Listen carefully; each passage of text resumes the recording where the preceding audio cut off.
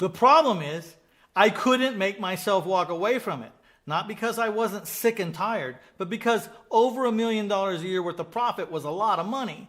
And it's just a shame to just say I don't want it anymore and stop. I had this idea. Maybe I could take half that profit. I'm just using round numbers here, but maybe I took $500,000 or $500,000 plus and found some really, really kick-ass employees to hire that would really take care of me because A, I had searched for the right people, and B, I was going to pay them really well for what they did, and their job would matter to them because that check was going to be a nice check. So I decided to do that. I decided I'd walk away, but I'd walk away making only $500,000 out of the $1 million because I was going to give this other $500,000 to the people that were going to keep it alive. The other reason why I didn't want to walk away is I had spent 15 years building this reputation, building these private lenders, building this network of people that I knew, and learning all the ins and outs of this business. And once you turn off that momentum faucet, it's very hard to turn it back on and get it to all come back. And I knew that instinctively, that once I turned it off, I would probably never come back. Because I didn't care anymore, because I was burned out, because I was just about to walk away from the business, I did something that I had never done before in the previous 4 or 5 times I tried to build a team. What I did was I didn't care about buying a house while I did this.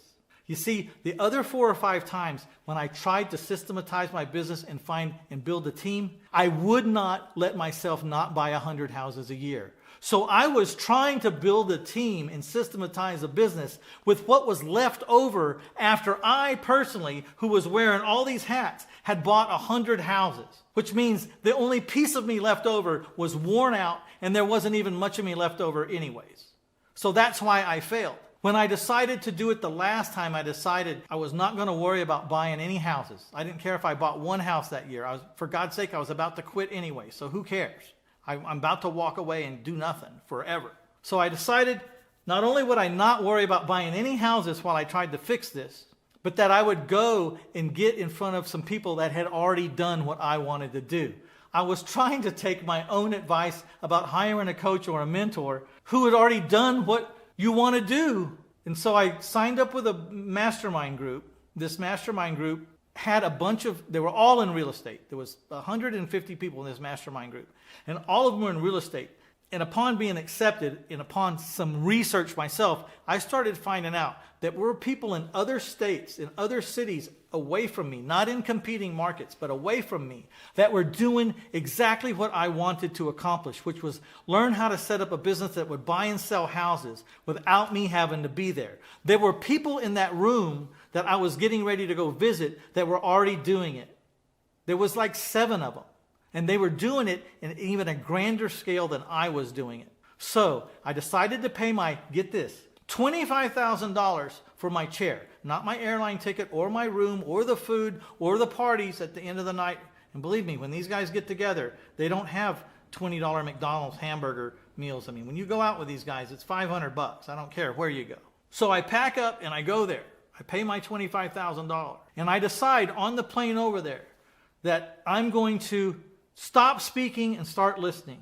I'm going to let them unwind me and rewind me. I'm going to drink the Kool-Aid. As long as it makes any kind of sense at all, I'm going to do what these people that have already done what I want to do, I'm going to do what they tell me to do. And I'm not going to argue with them. And I need to find a way for me to bring that back to my town, to my office, and replicate what they had done. And so I went, because I was in a room with people that had already done what I wanted to do. And because I wasn't in a competing market competing against them, they might have been in Atlanta and I was in San Antonio. The other guy might have been in Miami, and I'm not buying houses in Miami. I'm no threat to him. And there was another guy over in Arizona, and I'm not a threat to him either because I don't buy houses in Arizona. So when they sat down to talk to me, there was no threat. So they would open up their books. They would say what they paid. They have this chair and this chair and this chair and this chair and this chair. And at this desk we do this, and at this desk they do that, and at this desk they do this. And then what happens is this is how they get paid. This one doesn't get paid unless this happens. Now this one gets a salary, but it's not a lot. But now over here, this person gets paid big, but they only get paid when this happens. And so if this happens, you have the money to pay them. So slowly I started looking at all these businesses and the way they were set up. Now every one of them was a little bit different, and every one of them had a little bit different attitude or style.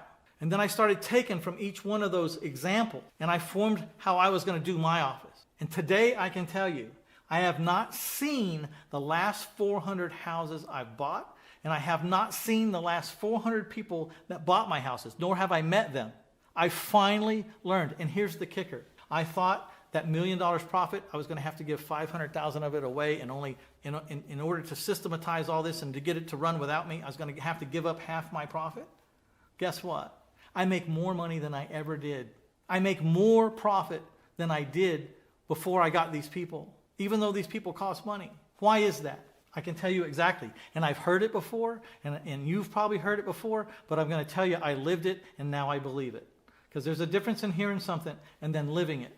I live this, and now I understand because I lived it. The reason why I make more than I ever did was when I was a one-man show and I was wearing all those different hats, they might not have been a good house salesman as me, but because I had so many other things to do, they were better than me. They might not have been able to find houses as good as me, but because that's all they did all day long was look for houses, they would find more houses and better houses than me. Because all they did was collections, they collected more money than I ever thought of. Not because they were better at collections than me, because one-on-one, if I sat down to do collections just with them and me, and I didn't have anything else to do, I'd clean their clock. But I couldn't be just that. I had to be everything.